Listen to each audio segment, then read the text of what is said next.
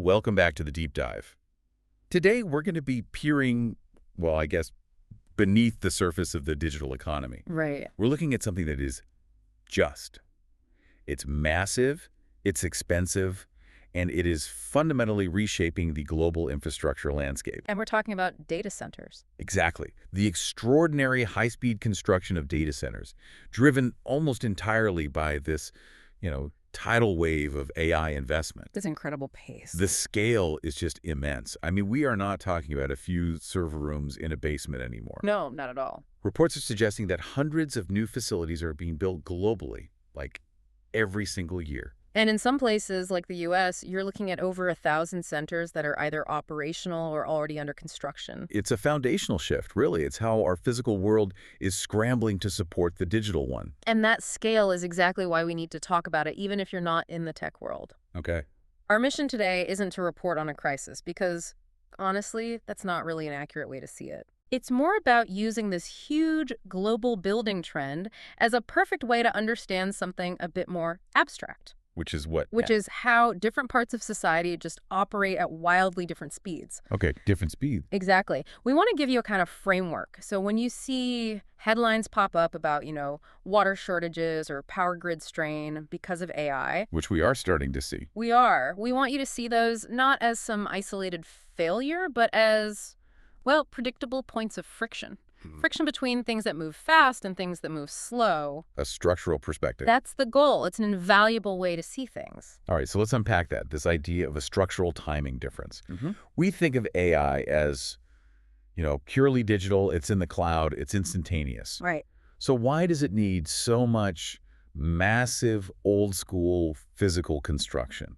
And why is that creating buzz overseas about very concrete limitations? Because what we're witnessing is a collision of two, let's call them fundamentally different operating systems, and they're defined by their speed. So we can sort of simplify society into layers. First, you have the fast layer. The fast layer. Let's call it OS speed for operational system speed. This is the world of AI, of deep learning models, of cloud demand. The tech world. The tech world. And that demand moves so aggressively. I mean, computational needs are estimated to double, maybe more, in just a few years. It's a timeline of months or quarters. Okay, that's fast. So what's the other layer? Well, then you have the slow layer. We call this R speed for reality speed. Reality, got it. And this is all the physical stuff. The energy grids, the water treatment facilities, the actual infrastructure that's already in the ground. So concrete and pipes. Concrete and pipes and power lines. Yeah. And these systems, they operate on a timeline of decades, 10, 20, maybe even 50 years to plan and build. They just can't pivot quickly. So decades versus a few years, that seems like an inevitable mismatch. But if the need for power is so obvious, why can't the planning just, speed up to meet it? Is this R-speed thing just a fancy way of saying some governments are bad at planning? That's a fair question, but it's more than just slow planning, though that's a part of it for sure. Okay. The R-speed layer is constrained by material reality. Think about getting approvals for a new high-voltage transmission line. A nightmare. It's a multi-year, multi-billion-dollar project. You've got land rights, environmental reviews. You physically cannot rush that to meet the timeline of a software update. It's impossible. Right. So when that fast, accelerating digital layer, the OS speed, smashes into the slow physical layer, the R speed, that difference in speed creates a structural friction. Friction. We call it shear. And that friction, that tension where they meet is what we term membrane tension. Okay, so shear and membrane tension. And that's why this naturally draws attention in different regions. It's not a catastrophe, not a collapse. It's a predictable timing difference that forces a public conversation about who gets the water or who gets the power. That completely reframes those headlines. So instead of feeling overwhelmed about, say, power limits in Virginia or water use in Ireland. Exactly. We can just recognize it as a structural timing problem playing out. Yeah. Not necessarily an immediate local crisis for everyone. Precisely. It lets you see the structure behind the story, which is so much more useful than just reacting to the hype. Okay, let's ground this a little bit. Let's talk about the physical demands that actually create this shear. What are we talking about with water and power? Yeah, we have to talk about scale here because that's what makes the slow infrastructure really notice. Right. Power is the big one. A single large data center today can easily pull as much power as a small city. We're talking 100, maybe 150 megawatts. For one facility. For one facility. And it needs that power 247 with 0 interruptions. That often means building entirely new substations just for one client. And all that electricity. Yeah. It just turns into heat. Wow. Immediately it turns into heat. And that brings us to the second huge demand, water. The cooling. And this is where the shear often gets the most press, especially in drier places. Depending on the cooling method and many use evaporation, a big facility can require millions of liters of water every single day. Millions of liters a day. That is a stunning number. It's thousands of tons of water. Should we be alarmed by figures like that? I mean, should someone in a city with a big data center nearby be worried? No, and this is a really key point. The figures aren't meant to signal risk. They're meant to signal scale. Okay, scale, not risk. Exactly. Yeah. What it shows is that AI, which started as, abstract code on a screen, is now a core piece of social infrastructure. It's physical. It's deeply physical. And when you start drawing power and water on the scale of a town, you are forced to engage with that slow R-speed layer of utility planning. The problem isn't that they use water, it's that their demand grew so much faster than the water utility was ever designed to grow. Right.